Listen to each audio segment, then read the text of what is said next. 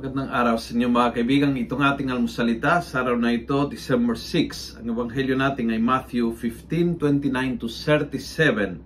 Sabi ng ebanghelyo, Jesus called his disciples and said to them, I am filled with compassion for these people. They have already followed me for 3 days and now have nothing to eat.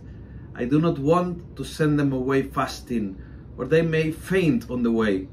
His disciples said to him, And where shall we find enough bread in this wilderness to feed such a crowd? Where?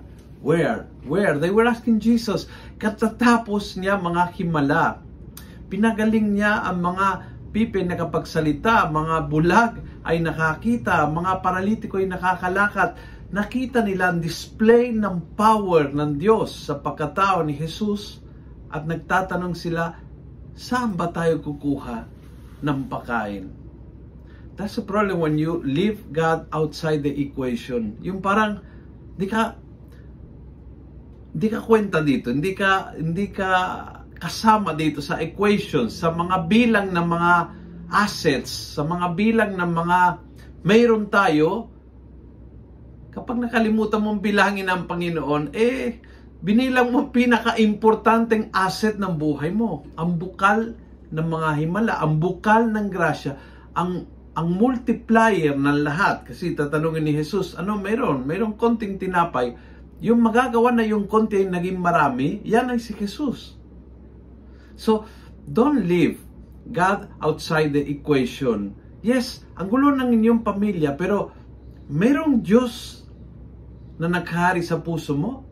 Because if you do have, kahit anong gulo, kaya ng Panginoong ayusin. Basta huwag niyo siyang iwang sa isang tabi. Lagyan niyo sa gitna ang Panginoon sa anumang equation, business equation, family equation, or health equation, and the Lord will make all the miracles, will multiply is the biggest asset you can have in your life. Huwag kang mabuhay na putting God only on Sundays, putting God only in prayer, at kinakahon dyan. Huwag makalimutan siya ang sentro, ang bukal, ang pinakapinangalingan ng lahat ng grasya. So, if you don't leave God outside the equation, if you leave God sa gitna ng equation, then that equation equals blessing in abundance. Kung nagustuhan mo ang video ito, pakiusap, pass it on. Punuin natin ng good news ang social media. Gawin natin viral araw-araw ang salita ng Diyos.